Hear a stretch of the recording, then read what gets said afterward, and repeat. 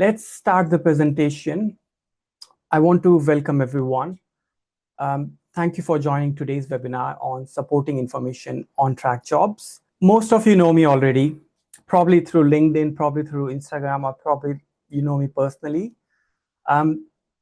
Those who don't know me, I'm Varun Tyagi. I'm currently a clinical teaching fellow in the NHS.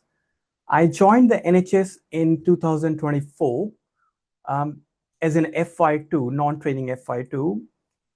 As an IMG, I've gone myself through the painful process of job application myself. And that's why I thought, why shouldn't I help others when I've achieved this? Why shouldn't I help and guide others in getting to the same place? So I run a blog, Scrub Tales, if you have heard about it. And today I'll share what I have learned about writing supporting information that actually gets you shortlisted.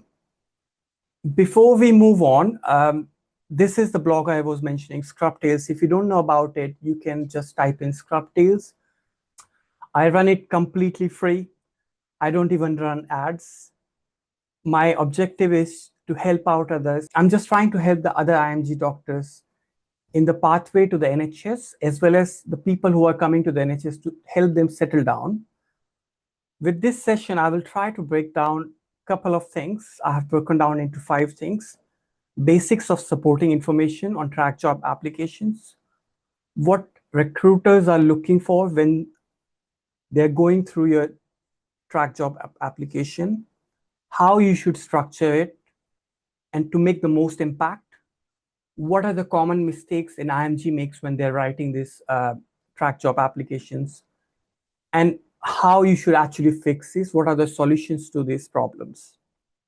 Let's talk about, before I dive into the full structure, let's talk about the current job situation. I think we were having a good chat in the comments, in the chat section before we started this presentation. What is the current NHS job situation? Like I mentioned, it's fully saturated at the moment.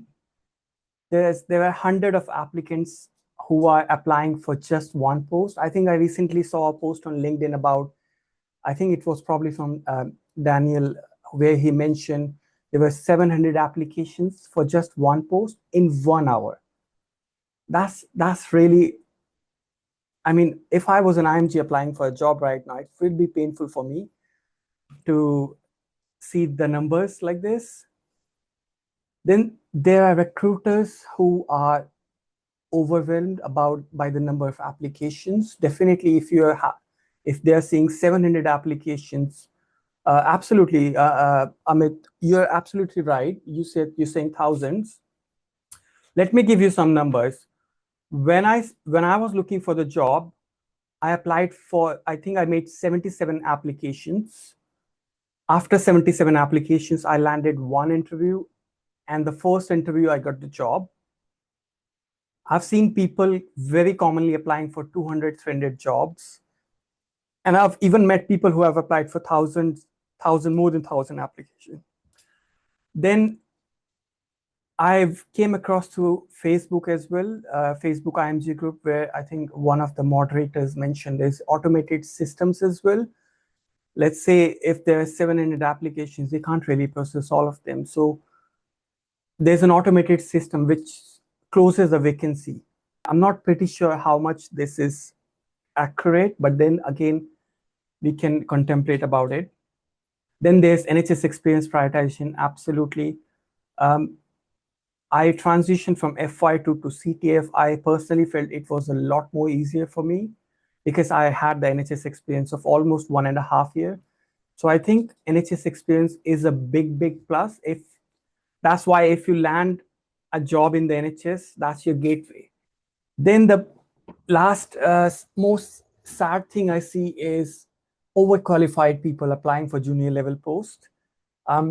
It's very common that people who have MICP1 PACES, MICP2 PACES, maybe MICS, a lot of qualification. They were working in their home country as a registrar in the sense senior clinical fellow or senior resident. They come here and they start working as, they apply for an F1 post. I find it completely ridiculous. I don't really support it, and I think they should stop doing that. I recently ran a poll a couple of weeks back on how many track job applications have you filled recently. In the chat as well, I can see Amit mentioned thousands of applications. Surprisingly enough, I've seen people around 1,500 applications as well. Some just keep trying for years, while I think some just quit their dream of NHS. Note that I did not evaluate the results of how many of these were actually successful. So we don't really know how many of them are actually still struggling to land first NHS job. But I strongly feel there is a need to stop sometimes, evaluate what you're doing wrong, and fix it right there rather than an endless loop of failures and hopelessness. I understand most of you have the basic idea of supporting information while applying for NHS jobs. Let me break it down again for people who still want to know. It is a section in the TRAC job applications where you have to show the best of you and convince the recruiters to hire you. But if you pay attention, I'm not sure how many of you have actually paid attention to this, but if you look at it, it reads, I'm going to read it out. Please include your reasons for applying and take the opportunity to highlight your particular talents and strengths. What sets you apart from your peers? Please do not include personal details or duplicate information already provided elsewhere in the application. I'll try to address this while we run across these slides. Ideally, you should try to avoid duplicate information. But if it is relevant enough and it does not break the structure of your supporting information, I'll say go for it. I came across a comment again on a LinkedIn. I'm a very social person, social app person. I came across a comment on, I think Daniel Plates again. On his post, there's a recruiter who has commented, we do look at every application. Almost 80% are not tailored to the role. And yes, the ones that spend the time crafting logical reasons, they do land the interviews. So almost 1 out of 5 applicants actually have an idea of how to write TRAC job applications as first place. So this is not me. This is one of the recruiters who is mentioning these things. I know you may feel like you are doing it right, or you may feel like you are not doing it right, but there are very limited resources when you try reaching out on how to write TRAC job applications, the supporting information. And despite that, you just struggle with how to structure it effectively. Quick disclaimer, I'm not a recruiter, but if you do look up the resources and talk to people who actually got the job, they will guide you what things actually matter. The information that I'm going to present is what I found from my personal experience, and it's all scattered and broken down. I tried to collect all the pieces together. So there are 5 points I've mentioned over here. And these will go along as we walk through the slides. I'll keep mentioning them again and again, probably with a couple of other details. I'll be using some keywords repetitively, such as a star structure. So NHS recruiters do love a well-structured application, which matches the person's specification and you give ample of evidence to support it. The first task when you look at a vacancy is to find this thing, job description and person specification, which is a PDF file. You can find it at the bottom of the screen of the vacancy or on the right side. There are 2 files you must definitely download. One is a job description and another is a person specification. I think person specification is the most useful one, which you are going to use to craft your supporting information, while job description can help you guide on how you should write other things, such as when you're trying to highlight your experience, like your previous experience. There's a section again where you have to tell them what was your previous clinical experience. You can use the job description to match it and say, oh, I have already done this, and you can prove that you're already prepared to start the job rather than you are lacking the skills. So let's look at a sample person specification. And this is a sample person specification for an FY3 post. If you notice carefully, there's a mention of how it will be evaluated, application form and interview. So when you download this person specification, just focus on the application form columns. Ignore the interview ones because there's no point in copying or pasting this. Also, I have mentioned, highlighted these two things: eligibility to work in the UK and previous NHS experience. I think this is becoming quite a standard. That's right, Asma. It's actually situation, task, action, result. The reason I focus on these two things is to emphasize the significant saturation of saturation of the NHS, as well as prioritization of prioritization of people who are already in the UK. So, what do you think about this statement? I'm just giving you a sample statement for. Let me just go back. This is the person specification, and let's say someone started to write a supporting information. This is what they wrote. What do you think about it? Do you think it is good enough? The better version of it. If you compare it with the person specification, you can spot that we have most of it naturally. When I say naturally, don't try to force things into your supporting information. Try to make it natural. If you look carefully, I have quantified a number of things, like your achievements and your skills whenever possible. We'll talk about assigning values later, but if you look over here, this is a good example. One wrong way to write is I have delivered teaching sessions. If you look over here, I think I have also done some teaching and audits in the past. And then if you look at this, designed and delivered a teaching session on recognized delirium versus dementia for 15 junior staff. That's quantification of your skills, of what you did. And if you look at it, there's a number of other things thrown at as well. Audit and research is again mentioned. Commitment to psychiatry is mentioned as well. The structuring of the TRAC job applications. There are three parts which you should know. The most important part is the body. You start with an intro. Do not start directly from the skill set or qualification. When I say this, I mean, if you start directly from qualification, MBBS, I graduated in 2017 from this university, and I think it's a good idea to throw in some intro as well, mentioning who are you and why you want this job. Highlight why you want this job and why you specifically want to work in this specialty.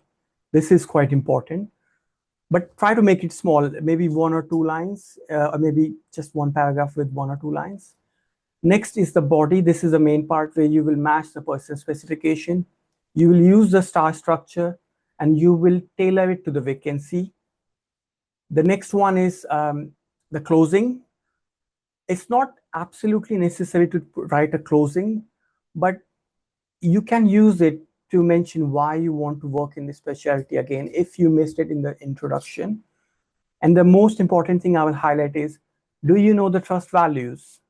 Just like an interview, you do research and you know the trust values. You can write the trust values in the closing paragraph as well. Okay, let's ask it for the last 2 points, key paragraphs, clear and bullet points. Let's ask a question. Think about reading a newspaper. Do you like reading big paragraphs or do you like reading bullet points with important information? Think about it and you will get the answer. So if you structure your supporting information in bullet points and good headlines, it's a lot better. If you write it in cluttered paragraphs, it's not good enough. Think about the number of applications recruiters are already facing. Will they have the time to read it all the paragraph? If you think about it, you can find the answer. That's why use bullet points and 1 to 2 sentences in paragraphs. Now, this is a sample person specification for a clinical teaching fellow post. When I mentioned the previous slides, I mentioned you have to look only for one thing, and that is the application form. So if you look at this, if there are 3 columns over here, three columns here, essential, desirable, and assessment. AF stands for application form, IV stands for interview, and ref stands for reference. So you only want to pick out the AF ones. For example, the clinical skills over here, you can skip this because you will have to demonstrate this in the interview. So there's no point in wasting your time in writing clinical skills in the supporting information. You can mention organization, interpersonal skills, attitude, management ability. If you look at it, they also mention e-learning skills such as website design and design of YouTube as well. This is probably one thing I was good at. I'm not sure how much points I got for this, but regardless, this was one of the things I highlighted as well. Okay, let's go through the slide where I will give you an example again for this supporting, for this person's specification. And just before that, I also want to mention, they have mentioned qualifications, MBBS or equivalent. Now, I get this question very frequently. Should I mention qualification MBBS in the supporting information? Because when you start your TRAC job applications, this is on the top where you have to mention your qualifications. You have to write MBBS, MRCP, ALS. ALS is not a qualification, but again, MRCP and MBBS. One quick tip, do not write your high school qualifications, 10th or 12th. This is not undergraduate job. This is you have done your graduation already, and you are supposed to put your graduation skills, MBBS and MICP, and relevant ones rather than. You can also put IELTS.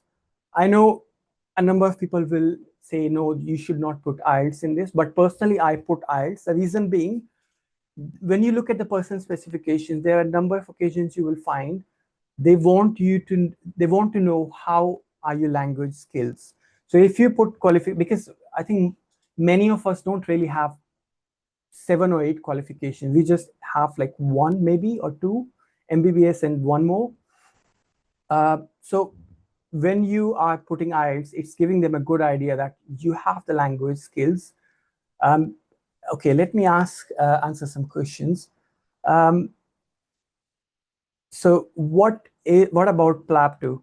Absolutely, you can put the PLAB, but then you have to think about it. If you are giving them your GMC registration, what's the point of writing PLAB? Because you can't have GMC registration without the PLAB, or MICP. So you can write PLAB, but again, not really advisable. It's just they will just go through it. But if they mention it specifically in the job description, a person specification must have qualified PLAB, then it's a good idea to put it. What if an IELTS score has expired? You have to go through the IELTS again. If that's the case, you can't really just put the IELTS score in that case. Okay, let's talk about an example supporting information. How does this sound to you when I read it? I'm just going to read it quickly. I'm a hardworking doctor, very passionate about teaching. I enjoy helping medical students. I'm very good fit for this post. I have done a lot of clinical work. I have done a lot of organizing things, some teaching sessions. I'm applying because I want to progress my career and get into gastro. And I'm very committed, and I think I will do well in this role. What do you think is wrong with this statement? How many mistakes can you spot? The mistakes, absolutely, the mistakes have been mentioned already in the chat, but then there are grammatical errors as well. Applying and a lot of clinical is wrong and good fit. So this is one thing when you're writing your supporting information, try not to make grammatical errors or spelling mistakes. This shows that you are not prepared enough to write these things at first place? Yes, I think most of the things have already been mentioned. Too generic, without evidence to prove it. Structure is not matching the person specification structure. There's no STAR approach for evidence of skills.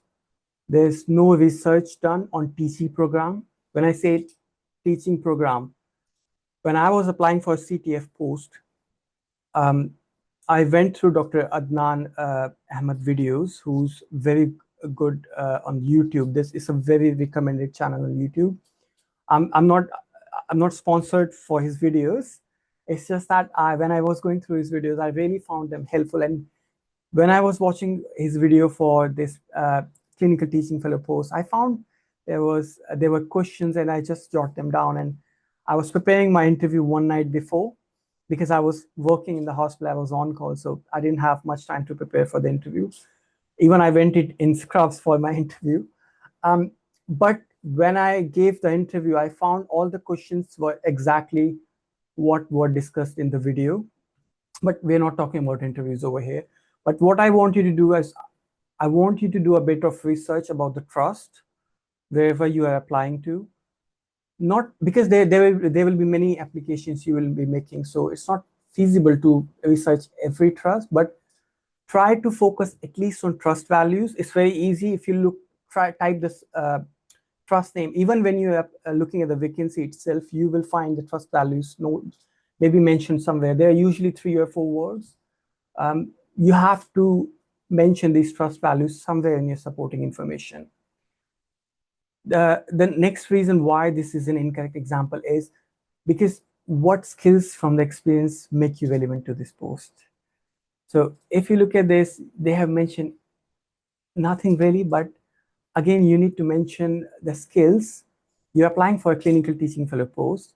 You need to mention something that stands you out, that shows that you have done some formal teaching with some evidence of feedback, or maybe online sessions. You have something to prove that you actually have the skills. And lastly, the closing was not really convincing. It's just read, I'm very committed and motivated, and I think that I will do well in this role. There's nothing useful in there if you think about it. Think in terms of, from a recruiter point of view. What are you even reading? I'm very committed and motivated, and I think I will do well in this. This is pointless. So unless you give them something valuable, this is not going to have any impact. Now I have made a structure for this post.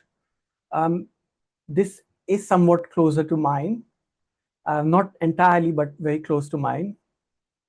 So if you look at it, this is a lot more organized structure.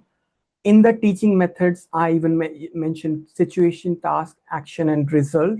You don't really need to mention these words, but you can just start by teaching methods, identified a gap, needed to improve, design and deliver. You can even write this in one paragraph if you want. I've also assigned values through numbers.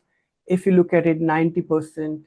And then I have also mentioned about some specific invited Dr. John Hardy for Alzheimer's, submitted first paper on glomerular research. So try to give values to whatever you're writing. Think about it whenever you're preparing supporting information. You try to, I know this will be difficult when you go after this webinar, that you start writing, you will struggle. Like, how should I rewrite it everything from the scratch? It's going to be a bit difficult. Give it some time. When you keep applying and applying, you will improve over time, and you will, but take the bullet points I'm giving you today, that you have to quantify things, you have to use a star structure, you have to make it more organized. Try to implement these things when you're writing your upcoming applications. So not in a single go, don't try to rewrite entire thing. You can do that technically, but then try to improvise it every time you do it. Let's answer some questions. What if we don't have formal teaching experience? You can mention your informal teaching experience. Let's say, I believe when we do our internship, which is equivalent to Foundation Year 1 and Foundation Year 2 in the UK, when we do our internship in our countries, we do teach medical students who come to the ward rounds. You can mention this. in a way like this, although I didn't have a formal teaching experience, I had the opportunity to teach medical students informally. And then you can mention about what teaching you gave to them. Like I taught them about ECG, abdominal examination. So this gives a good idea that even though you didn't have the formal teaching experience, you still taught students. So this is what they are looking for. This is how you should mention these things. If we have explained everything in detail in relevant section about how can we mention relevant section? For example, if I have explained teaching in detail, you don't need to duplicate it because that's the point of supporting information. Supporting information comes in the end before the teaching. Supporting information is in fact in the last. If you have already written down in the teaching section, don't duplicate it. But what I will recommend is try to maybe shorten it and then write it again in the supporting information so that it's not missed out. That's my understanding. Should we use star for every subheading? It's not necessary for everything, but wherever you can. If bonus thing, where to put the other CPD courses? I know I personally feel CPD thing has become more of a market where people are just creating courses, selling these courses just to make money, and IMGs like us are buying this out just to make land our first job, in my opinion. Now, this is a fairly commonly asked question, where to put other CPD courses. Note that you have 7 slots when, as I remember correctly, there are 7 slots in the initial of the TRAC job applications where you can mention the best ones, the most relevant ones, which align to the post. You can see that in the person specification. If not, you can get a good idea. Let's say, think about it. If this was first clinical teaching fellow post, teaching B said, let's ignore that, but train the trainer healthcare, uh, virtual reality course, VR procedural skills. Now these things should come on the top when I'm mentioning, and on the top, the 7 slots I have to fill in my this clinical courses I've done. When I talk about where to put other CPD courses that are not listed on the 7 ones, ideally do not mention it if those are not relevant to the job posting. But if you have good courses and you want to highlight them, mention them before the closing paragraph. So your structure will go something like this: intro, body, other CPD courses, and then closing paragraph. Try to only highlight the best ones, if not relevant. If completely not relevant, just mention the best ones. Structure these courses on how they align to the job. If you look at it, I put this before my closing paragraph, and I mentioned CPD portfolio because I couldn't put these courses anywhere else. So teaching, leadership and management, clinical research. I think that's a very good structure when you are trying to tell them what CPD courses you have done. So it gives them a good idea that, oh, this person has done a number of good courses in the clinical teaching, so he may be a good candidate. That's how you should try to sell yourself again. Now, I'll quickly run through about the useful certifications and CPD courses. In my personal opinion, ALS is the best. You should definitely do the ALS, which is by the Research Council UK.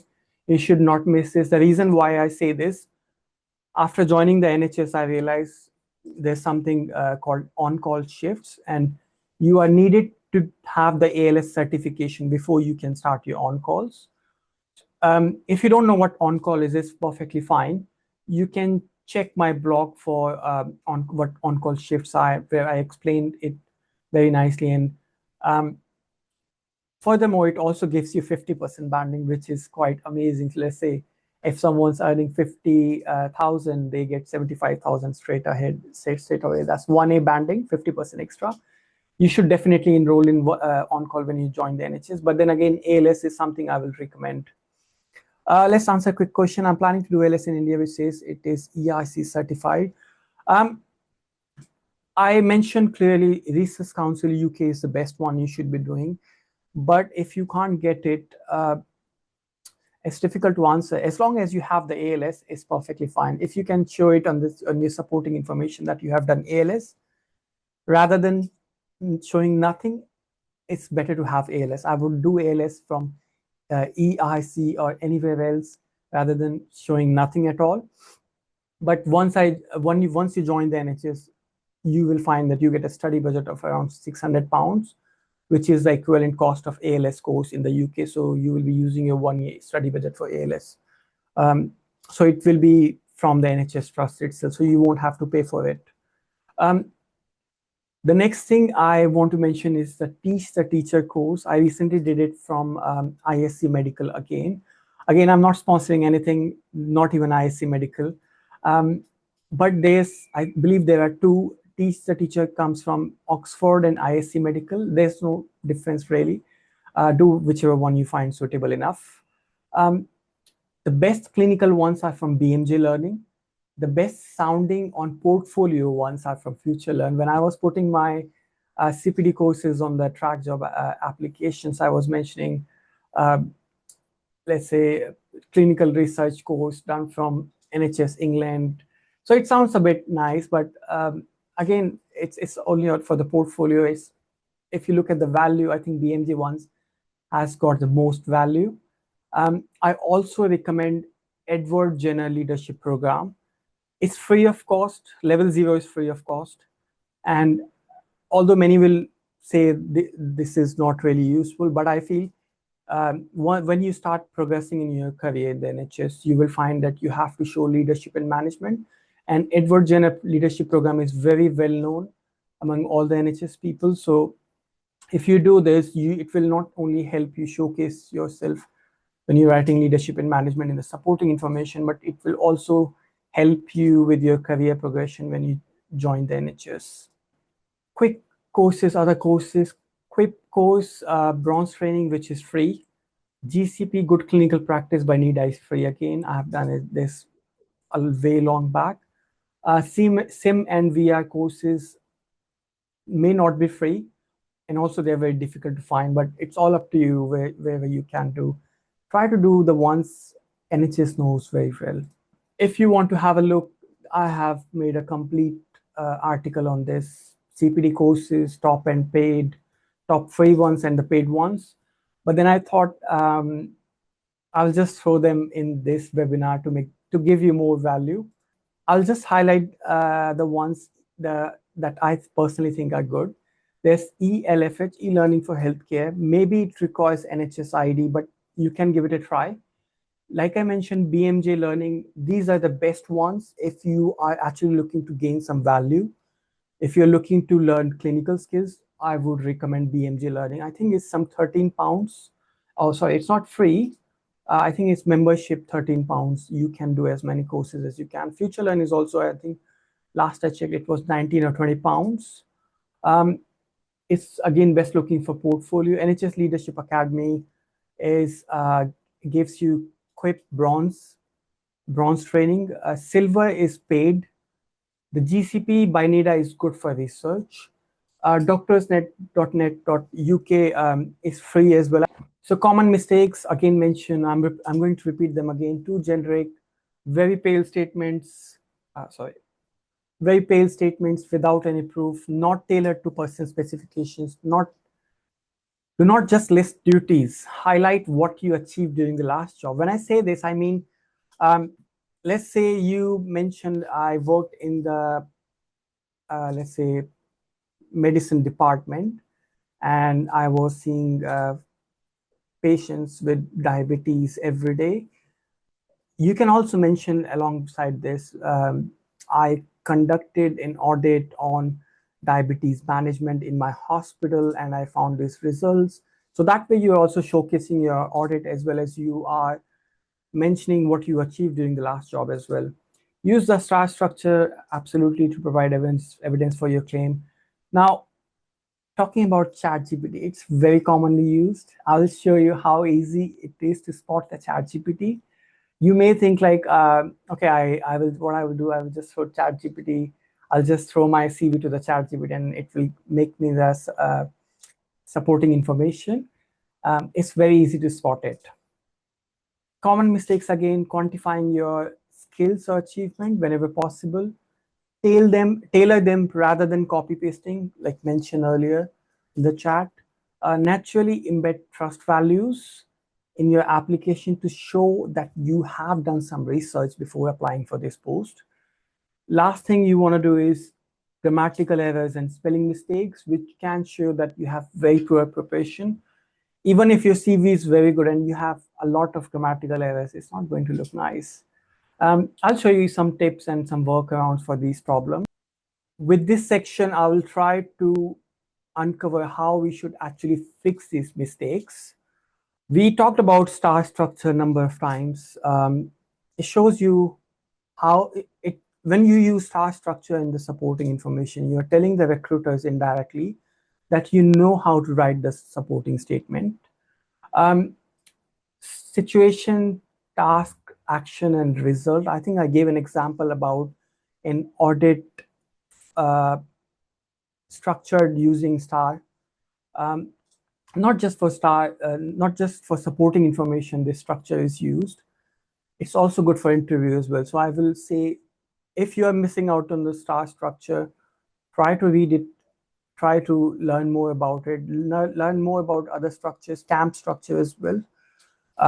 If you're just writing your generic statements, if you come across this situation, task, action, and result, if you improvise your application using these structures, it will not only make it look nice, it will tell the recruiters as well that you are very much organized.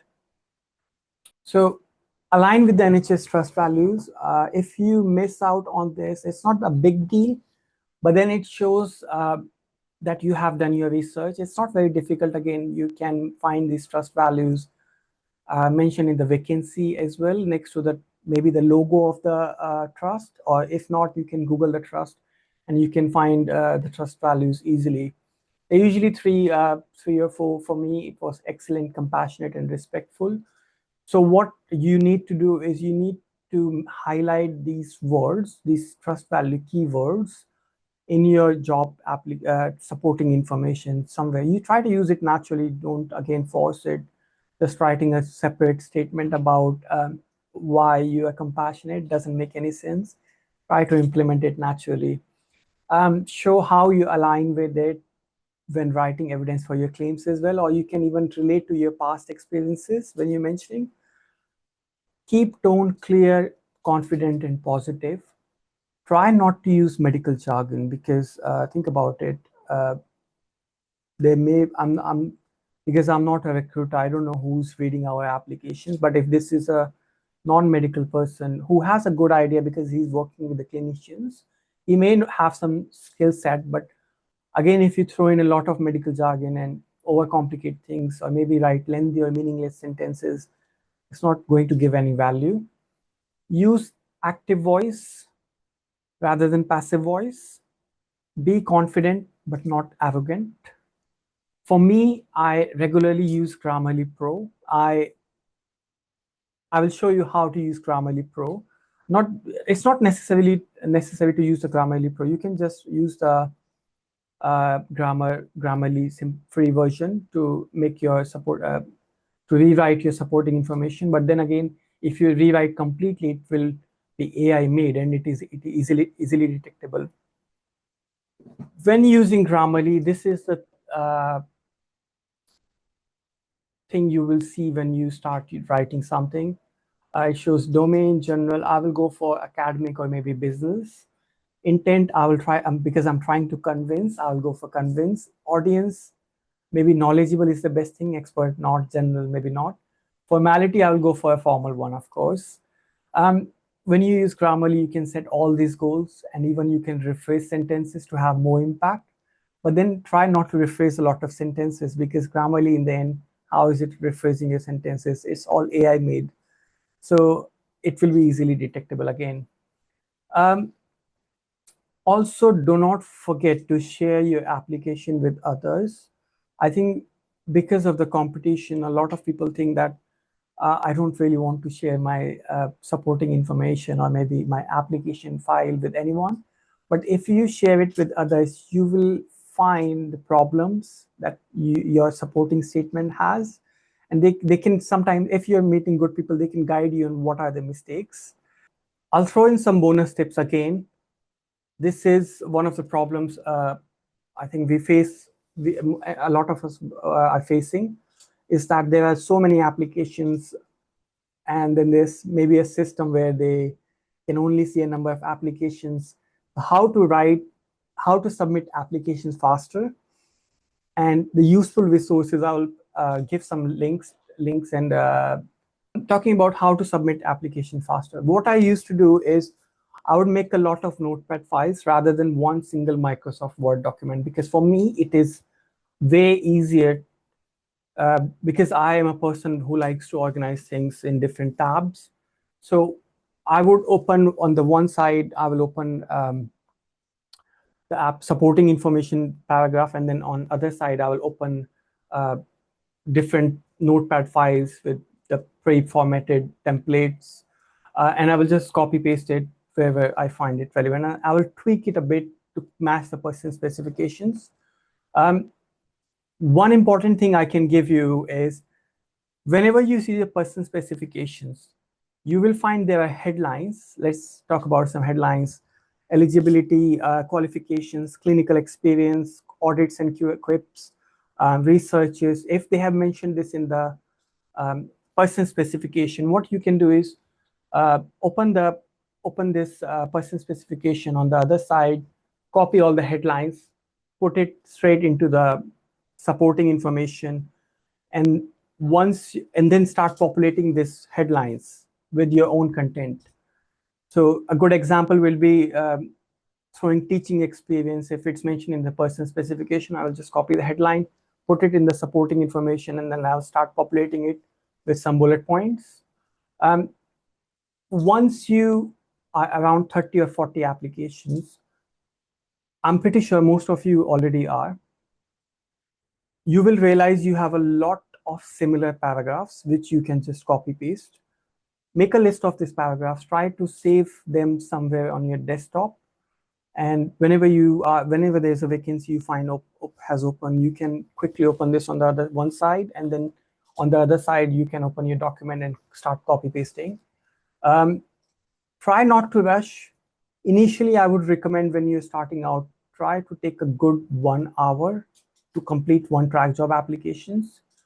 Over time, you will get faster. That's my promise to you, because everyone gets to some point where they have more than 100 applications and they just know what to do quickly. Their fingers just become fappy and they're just putting all these things quickly. If you feel comfortable enough, if you think there's time, you can also try to preview your application to make sure you have not done any mistake. But then again, I will say if you are using tools like Grammarly, you will be able to avoid these spelling mistakes and grammatical errors. And then you can safely copy paste it rather than checking in the last with the preview section to make sure that there are no mistakes. Track job applications, talking about bullet points, we know I mentioned this in the early sections as well, that I'll try to give you a hint on how to write bullet points. So this is directly from my supporting information. If you look at it, I have put a heading over there because there's no formatting you can do in the supporting information. It doesn't support it. So what you can do is you can mention the headline from the person specification on the top, and then start using hyphen. Use single hyphen for a sentence or maybe a subheading, like over here, geriatrics teaching organizer. This is my subheading. And then further content, because this all is related to geriatrics teaching organizer, I have put a double hyphen. It's up to you, whichever symbol you want to use. You can use any symbol, but and you can use it to break further contents into these headlines, but try to put the headlines after the headline, give a space, maybe press 2 enters. So it looks clean that way. It's not necessary, it's just an advice. So useful resources, I'll give three useful resources. One is the Facebook IMG group. If you haven't joined this one, I will recommend you join it as soon as possible. It has somewhere around 150,000 members. Most of them are actually working in the NHS. So if you're looking for someone to connect with who's working in the NHS, you will also find them over here. Also, you will find a lot of topics that you want to find, but you're not able to find on the internet. You go to this group, you go to the top section, you click the search button. Before posting anything, just try to search it first, and you will find a lot of useful topics for anything you're looking for. So I'll really recommend you go for this Facebook IMG group.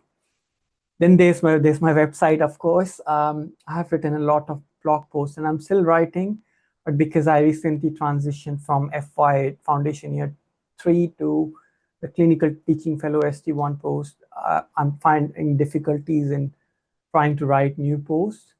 Then there's Dr. Raja Adnan YouTube channel as well. I have put hyperlinks to all these things. I'll send the links to these as well if you need, but if not, you can just Google it and you will find them. But Dr. Raja Adnan, he's the best guy if you want to look for any videos, in my opinion. So let's talk about summary. We are almost up to the closing part. Supporting information, we know this is a deciding factor. Recruiters score against the person specification. If you're not mentioning this, if you're not tailoring your supporting information, you're not making the most of it. Common mistakes, we already talked about these: using the star structure, quantifying, giving values, giving numbers to your findings, or not your findings, to your clinical skills or achievements, aligning with NHS values or the trust values, proofreading, polishing. For polishing, you can use the ChatGPT, but I recommend you make your own version first. And even after refining, try to look at it before just copy pasting, because sometimes ChatGPT can just rewrite everything, and it may be the false information you're actually writing. So just have a look at it before copy pasting it. Final thoughts. These are the checkpoints you should know. Use the person specification as checklist. Use the headlines from the person specification. Copy them in your supporting information. Start populating it. Use the star structure. Quantify your achievements. Alignment with trust values. Make your tone clear, confident, and positive. Use the active voice rather than the passive voice. Make no grammatical errors. Don't use AI.